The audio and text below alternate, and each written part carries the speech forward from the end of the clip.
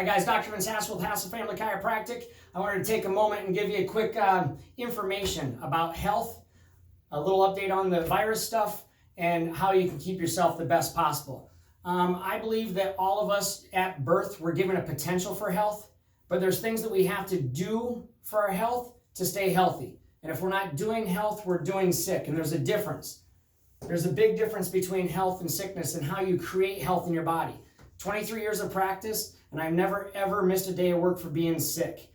And it's not because I'm lucky, it's because of the choices I make to do health that continue to keep me at an optimal state. So let me dive in and talk a little bit more about what I'm talking about. The first thing is how our body functions. And how our body functions is controlled by the nervous system. The master control system of our body is the nervous system, the brain, the spinal cord, and the peripheral nerves that branch out to the parts of our body. When we have 100% communication from the brain to the body, our body functions at its best. In 4th grade, the teacher gave me a battery, and she gave me a light bulb. And she gave me a box of wires, and I connected the battery to the bulb, and nothing happened yet. And then I took a wire and connected my bulb back to my battery, and guess what happened to my light bulb? It turned on. She said we made a circuit, and that was really cool to see the light bulb light up. And then she said, okay, here's what we're going to do now. We're going to disturb the circuit. We're going to put an interference in the circuit. And when we disconnected that wire, did my light bulb stay on or did my light bulb go off? It went off or it went dim. That's the way our nervous system works, like an electrical system. The brain controls everything in their body.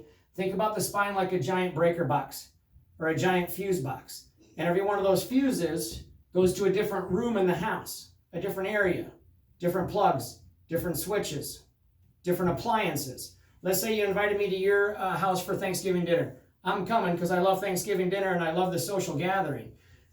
If you're in the kitchen and you're running the toaster and the mixer and the microwave and the fridge and whatever, all your appliances in the kitchen, and they all went dead, do you send your husband to Best Buy to buy a new fridge and a new toaster and a new mixer? Or does he go down to the basement and find that box, that gray box, and find the breaker that's been popped and fix the breaker so your appliances come back in the kitchen? That's how chiropractic works, is we as chiropractors remove any disturbances upon the nervous system that are called subluxations. They're disconnecting or interfering with the communication from the brain to the body. When that interference is there, you get symptoms, or what's called effects. Medications mask symptoms. When you have headaches, you're not deficient in aspirin. That's not the problem. When you have reflux, you're not deficient in reflux medication. That's not the problem. The problem is the disconnect from the communication from the brain to the body. It's really as simple as that. There's other factors that come into play, and there's limitation of matter. But when we remove that nerve interference, allowing the God-given potential of the body to heal, then the body gets better. I'm not the healer. The body's the healer. I don't cure anybody. The body cures itself. When you cut your finger and you put a Band-Aid on you, did the Band-Aid heal you, or did the body heal you?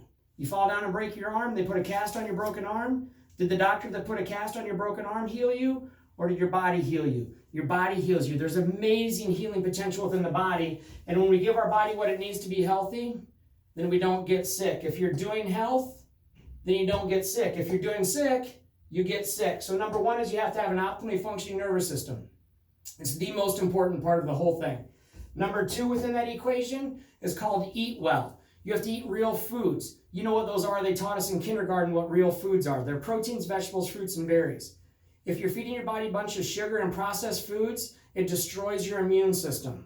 When I watched people at Walmart this last weekend pushing their grocery carts with their toilet paper, also within their grocery cart, they have Mountain Dew and Coca-Cola hanging over the sides of their cart.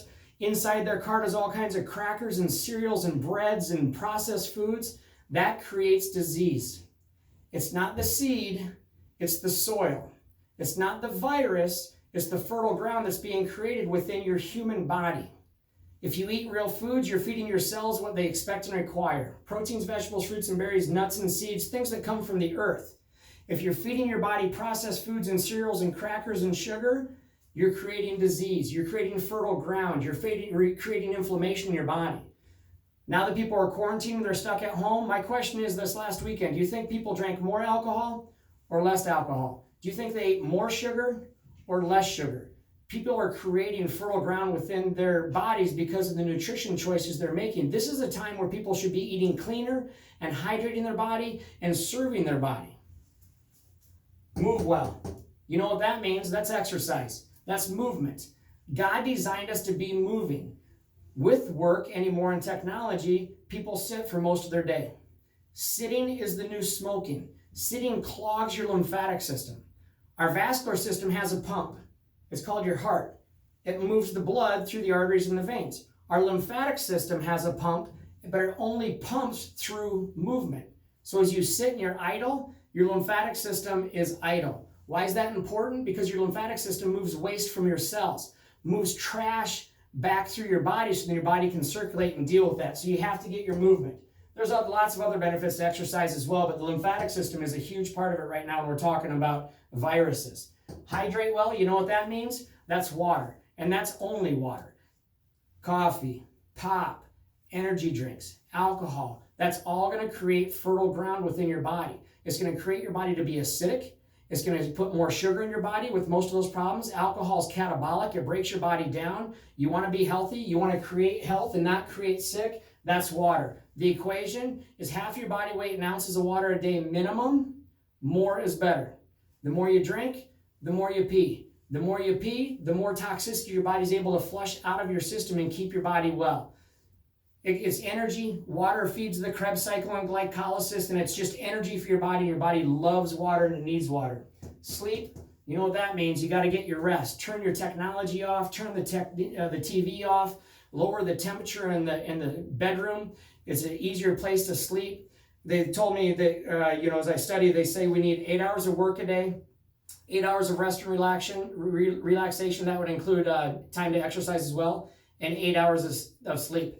If we can get that as close as we can to that third of the day, I think your body's going to be served at its best, and so your body can stay well because you're doing health, you're not doing sick.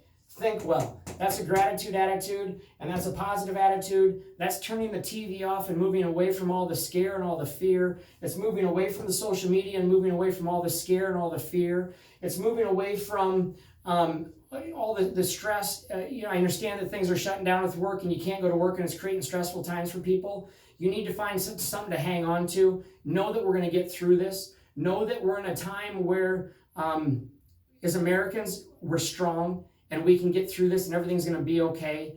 I don't know if it's a month from now, 6 months from now, a year from now. I don't know when it's going to be, but I'm looking forward to that time where we move out of this and everything's strong and we're going to be all right. An example that I talk about all the time with health and sickness is a firefighter going to a house. And so the firefighter shows up at the house and the house is on fire. And he brings his axes and his chainsaw and his hoses and he chops and buzzes with his chainsaw and they hook up the hose and they put the fire out. And that was his goal. He wanted to put the fire out. The symptom was the house was on fire. And so they've put the fire out. But what do we have tomorrow? Now we have a smoked, damaged, burned up, crispy house. The house isn't brand new. And then there's another house on fire. And the firefighters go do the same thing. And they're heroes. And there's another fire. And the firefighters go and do the same thing. And they're heroes for putting the fire out. Well, if that kept on occurring to all these houses one after another, wouldn't it make sense to figure out what the cause of these houses starting on fire are? I look at pictures of the medical doctors and nurses at the hospital, and people show them exhausted and in the hallway. And these people are heroes and they're helping people. But like the firefighter who's also exhausted because he's putting all these houses out that are on fire, why don't we figure out, okay, what's the cause though of all of these houses starting on fire? What if the electrician came and he studied the electrical system and made sure the electrical system was optimal so there was no arcing and sparking and fires being caused for the electrical system? What if the plumber came and made sure that it had the right water for the house? What if the carpenter came to make sure that everything was working correctly in the house? You get what I'm saying? If you do health, if your electrical system's working right, if you're feeding your cells what they expect and require, if you get your motion and exercise, if you're getting the proper amount of water, if you're getting rest and sleep and you have a gratitude attitude, you're creating health. That's what God designed us to do as human beings, to serve what is congruent with the way our body is supposed to work. If I took a deer and I took the deer out of his wild species, his wild place, where he's living congruently with the way God put him down there, and he's eating his grass and leaves, and he's exercising, he's getting his rest when he's supposed to get his rest. If I took that deer and I put him in a cage, and I took away his movement and his motion, would that deer stay well? Or would that deer eventually get sick if I don't let him move the way he's supposed to move? If I put him on the end of a chain, maybe with a stake in the ground, and the deer couldn't move the way God intended him to move? What if I took that food that the deer eats, the leaves and the grass, and I took that away from him and I fed him Doritos and Lucky Charms and alcohol and Starbucks? Do you think that that deer is going to stay healthy? Or do you think that deer is going to get sick? How about the story of the mom sitting at the kitchen table and the kids are eating and the child's feeding the dog a Dorito? And the mom says, honey, don't feed the dog that Dorito. That'll make the dog sick. Really? Then why are you feeding it to your kids? They should eat real foods. That's how you stay well, is by eating real foods. You need to get your sleep. You need to think well. So that's tonight. I just want to do a short little story about health and where health comes from. I believe I'm a pro because I'm doing that. 23 years of practice. I've never missed a day of work for being sick, and that's because I do health. So that's how you create wellness. That's how you create your body to be as optimal as possible. Take care of your nervous system, get adjusted, do real things that are in alignment and congruent with the human species, and you'll stay well, and then you don't have to have a bunch of fear about bugs, about bacteria and viruses, and how that's going to make your body sick. If you're well, you don't have fertile ground. It's not the seed, it's the soil. It's how your body's operating. So if you keep your body well, your body will stay well. That's it. I'm Dr. Vince Hassel. I'll talk to you soon.